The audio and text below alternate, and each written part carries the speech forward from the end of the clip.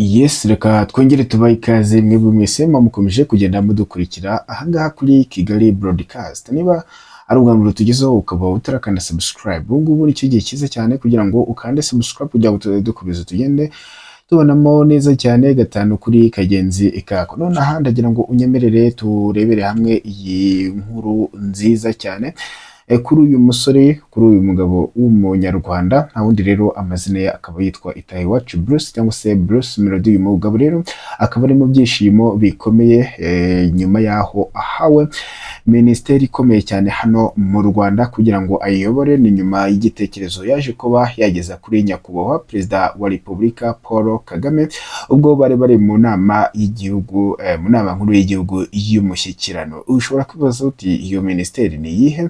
Kubera iki iyi minisiteri bahisemo kuyihereza uyu musore Itahiwacu Bruce cyangwa se Bruce Melody? Byose ni ahangaha kuri Kigali Broadcast, niho tugiye kugenda tubitotora tuyabagezaho neza cyane gatanu kuri kagenzi kako kugira ngo uzaye ukomeza ugende umenya buri kimwe cyose kiba kiri kugenda kivugwa mu by'ukuri.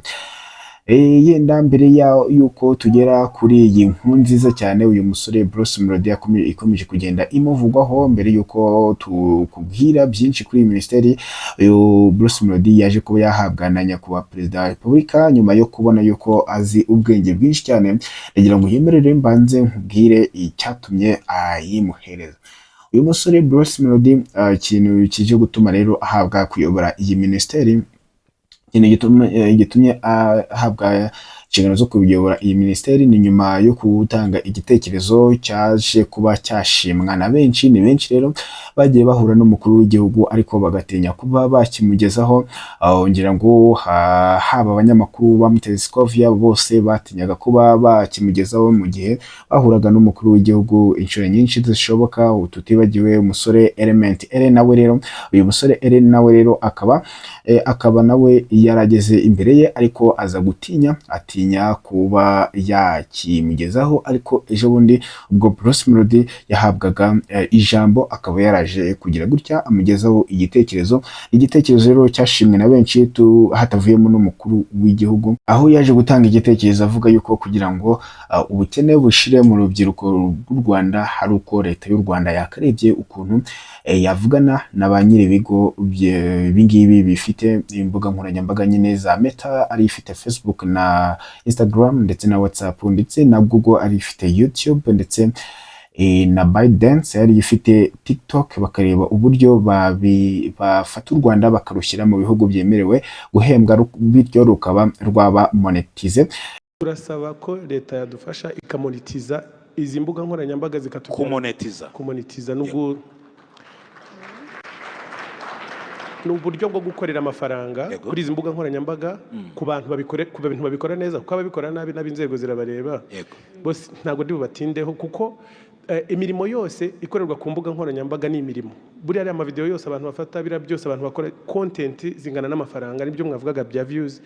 Ku rubuga rwa TikTok abantu bakorera amafaranga menshi ku bindi bihugu, ariko ku banyarwanda ugasanga benshi bibasaba inzira ndende cyane.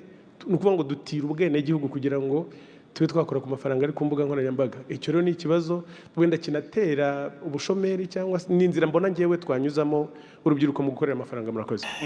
Iki gitekerezo rero ni igitekerezo cyashimwe na benshi, n'umukuru w'igihugu nawe rero akaba yaragishimye cyane, ndetse ahita anizeza abanyarwanda yuko imbogamizi zose ziriho zigiye kuba zakurwa mu nzira, ubundi u Rwanda narwo rukajya mu mubare aho imbuga nkoranyambaga zishobora kuba zakinjiriza umuntu, ndetse yashobora no kujya muri banki akaka inguzanyo agatanga ingwate y'imbuga nkoranyambaga ze, bityo bakaba bamuhereza ingwate.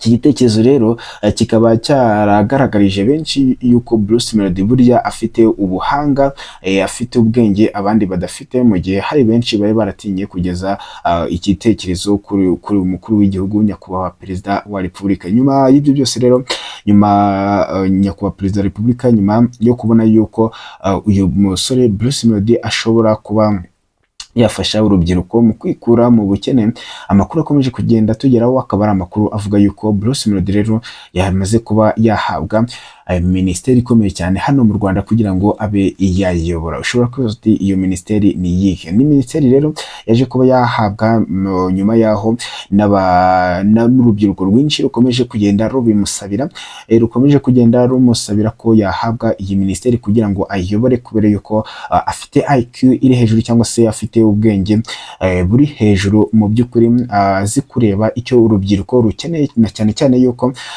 leta y'u Rwanda yimakaje gukoresha urubyiruko, gukoresha abakiri bato, nicyo yimakaje ikabashyira mu myanya ifata ibyemezo.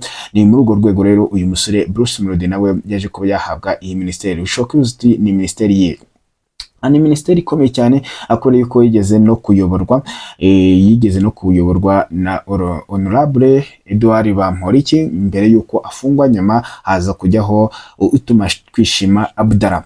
So abanyarwanda benshi rero bakaba bakomeje kugenda basaba yuko Bruce Melody yajya kuri uyu mwanya agasimbura utuma twishima Abdallah, akamusimbura kugira ngo ayobore urubyiruko, kubera yuko ari we uri wagaragaje yuko azi icyo urubyiruko rukeneye kugira ngo rube rwakivana mu bukene. Abanyarwanda benshi rero bakaba bakomeje kugenda basaba umukuru w'igihugu kuba bamuhereza iyi minisiteri kugira ngo ayiyobore mu by'ukuri, aho rero yafatanya na Uwera Jean Maurice. Uwera Jean Maurice rero nawe akaba aherutse gutangazwa na guverinoma y'u Rwanda yuko ari umuvugizi wungirije wa guverinoma y'u Rwanda, aho asimbuye nyakwigendera Alain Mukurarinda uherutse kwitaba Imana umwaka ushize wa 2025. Mu by'ukuri abanyarwanda benshi rero bakaba bakomeje kugenda basaba umukuru w'igihugu kugira ngo abashe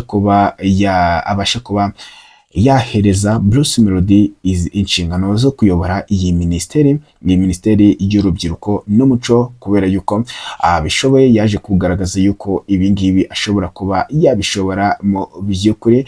Ni ubwo ngubwo rero ni ukuvuga ngo ni ugutegereza tukareba uko biza kuba bigenda mu by'ukuri, niba koko uyu Bruce Melody hari buze kuba yahabwa iyi minisiteri kugira ngo ayiyobore. Byose rero ni ukubihanga amaso, amakuru yose tuzadukomeza tugende tuyabagezaho. Iyi ngiyi iracyari Kigali Broadcast, reka twibutse gukanda subscribe kugira ngo tuzadukomeza tugende tubanamo neza cyane gatanu kuri kagenzi kako. Naho njyewe mwumvaga kuri izi mikoro, reka turibuze kongera kutugaruka mu kanya mu makuru araba agizweho. Kanda subscribe dukomeze kugenda tubanamo neza cyane.